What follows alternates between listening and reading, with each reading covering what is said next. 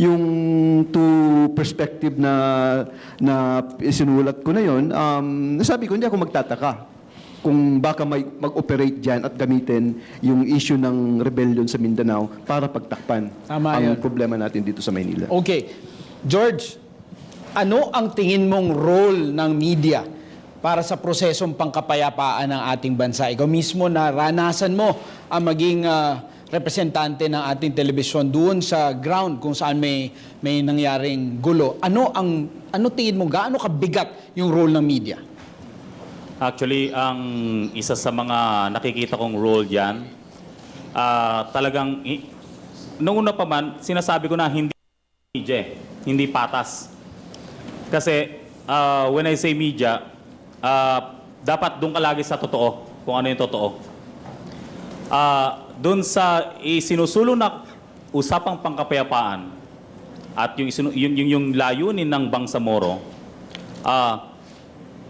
you lay down all the facts from both sides. Yun lang ang makikita kong role ng media as of now. Pero as to the development na ginagawa ng both parties, kapag ini-implement na ito, o kung may nangyayari man, doon din dapat tayo pupunta. Sa tingin mo ba ginagampanan ng iyong telebisyon ng bayan? Ang telebisyon ng bayan ay gumaganap sa mga tungkulin ito.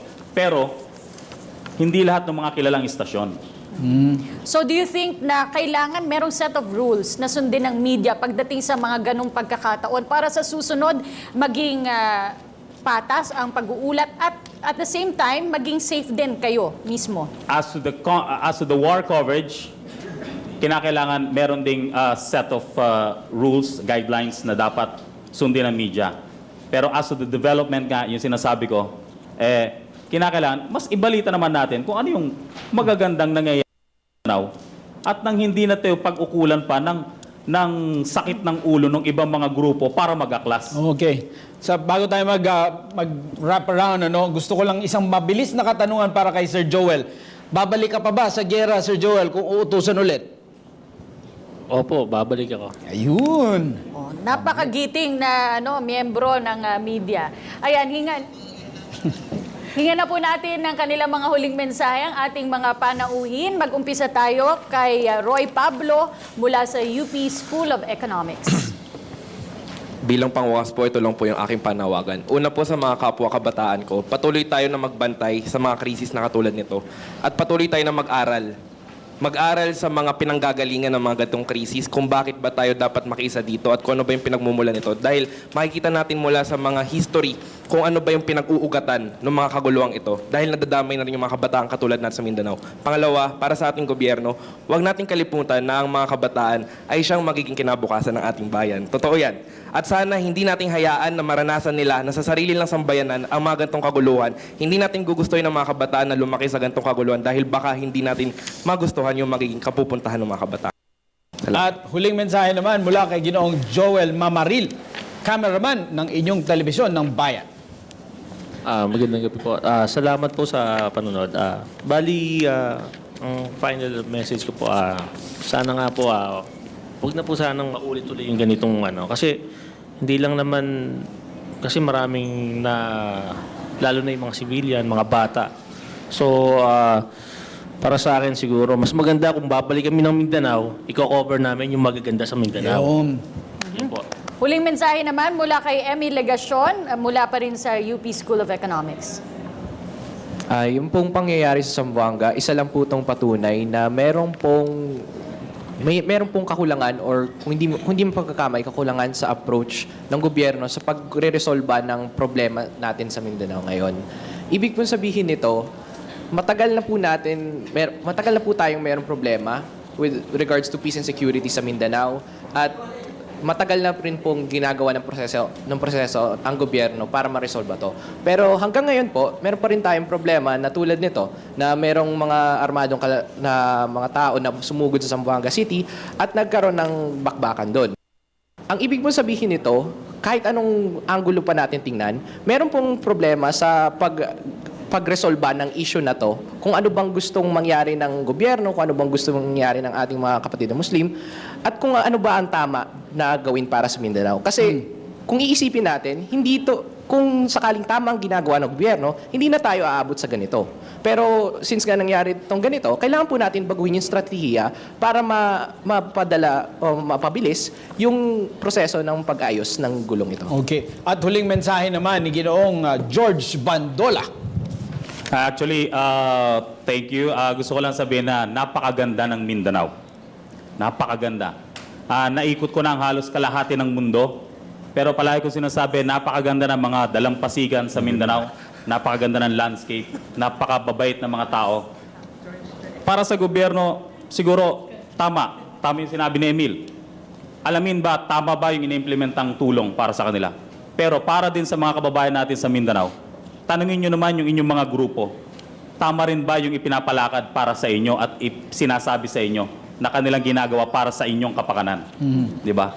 Para hindi na maulit. Pero kung mapapadala pa kami sa Mindanao, okay lang. Pero sana hindi na maulit yan. Okay. Ayun. Ito si Mark, laking Mindanao ito. Oh, laki Mindanao, laking Marawi. Ayun. Alright, huling mensahe naman po mula kay Dean Julkipli Wadi ng UP Institute of Islamic Studies. Well, marami ng mga instances na nagbigay tayo ng ating pananaw tungkol dito. Alam mo, maganda yung sinabi mong kaninang salita, Cathy. Itong mga grupo nito may cause, no? But ang Armed Forces of the Philippines may mission, no? So, these are two diametrically, seemingly opposed views from two institutions. One has a cause and one has a mission. Now, a mission, in my view, is quite long-term. Tanggalin mo lang yung threat, mag-clearing ka dyan, okay nang tapos ng mission mo. Pero ang isang organization that is actually honed by decades of struggle, that feels it has a cause to advance, kailangan mo talaga ng malalim na pagtingin dyan, pag-intindi dyan. To the degree na kailangan yung approach mo, no? Di natin sinasabi na hindi dapat gawin yung military approach, ano? Kailangan yan. Ang Estado may karapatan, no, na ipagtanggol yung kanyang sarili. But then itong grupo, no, sa Mindanao, mapa-MNLF man, mapa-MILF man, ay hinubog ito ng kasaysayan na sa tingin nila dapat isulong nila yung kanilang pakikibaka, pakikipaglaban, para sa ganun ay makamtan nila ang sinasabi nilang kasarinlan, kapayapaan, etc., etc. So ang challenge sa gobyerno ngayon, paano ka huhulman ng isang espasyo kung saan maprotektahan mo ang interes ng Estado, but then you are able to give that maximum space to groups like the MNLF and the MILF, so that at the end of the day, all of us, Filipinos and Moros, Muslims and Christian, Lumads and so on, will be able to emerge victorious and will be able to live harmoniously with each other. At ito, Cathy, nakikita po nating handang magpaliwanag at magsalita para sa AFP, whether that is in a 5-star hotel press conference or sa kalagitnaan po ng giyera. Ramon Zagala. Una sa lahat, kami nagpapasalamat sa Sambayan ng Pilipino sa suporta na binigay nyo sa inyong sandataan lakas ng Pilipinas. Ang inyong sandataan lakas ng Pilipinas ay sa inyo. We are servants of the people, we are the protector of the people and state. We thank you for your unwavering support. A lot of soldiers have already died in this, not just in this conflict, but in conflict since the 70s, 80s, 90s, up to now. And that as your soldiers, we will defend you, we will defend our sovereignty, and no matter what, kayo ang aming amo at kami susunod sa inyo. Maraming salamat po. At huling mensahe mula kay Secretary Mihol Sadain sa ngalan po ng National Commission on Muslim Filipinos. Maraming salamat sa ngalan ng NCMF. Palagi ko pong inuulit-ulit ito, no? Na ang landas sa kapayapaan ay magkakaroon ng maraming outputs, and yet ang outcome nito isa lang, which is comprehensive peace in Mindanao. Sa ganang akin po, ito pong pinaglalaban ng MNLF o MILF na nagre-resulta sa mga peace agreements ay bahagi lang ito towards empowerment of the Bangsamoro, mga nasasakop ng rehiyon na yon, no? Mapa-Muslim man, mapa-Kristiyano man, mapalumad man, no? At itong mga taong ito eventually are the ones who will rule and govern, irrespective of the leaders, because leaders come and go. It is the cause, it is the people there that will really matter in the end. So yun po yung pinag-uusapan natin dito when we talk about a comprehensive peace in Mindanao. Maraming salamat po, Secretary Saday.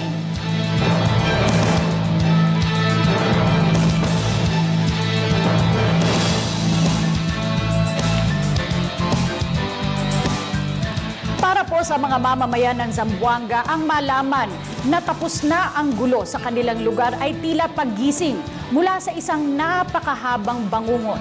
Naway makiisa po ang buong bansa sa pagdarasal para sa muling pagbangon ng syudad. Ako, si Cathy San Gabriel. Para naman po sa militar, nagpapasalamat ang buong bansa sa bawat sakripisyong inyong inaalay para lang sa ating mga kababayan. Hindi matutumbasan ng anumang halaga ang bawat paghihirap na inyong inaalay para lamang ipagtanggol ang mamamayan. Saludo po kami sa inyo. Ako po si Gio D. Ang madugong alaala ng 3 linggong standoff sa Zamboanga ay tila hindi na nga mababaon sa limot. Ngunit ano man po ang mangyari, alam ng bawat isa sa atin na kapayapaan ang natatanging solusyon sa mga ganitong klaseng problema. Huwag po sana nating sayangin ang bawat patak ng dugo na naidilig sa lupain ng Zamboanga. Ako po, si Attorney Mark Castrodes. Naway nakatulong po ang inyong 1.5 oras ng pagsama sa aming talakayin ang mahalagang isyong ito. Ito po ang Tension in Zamboanga, a PTV Special Forum.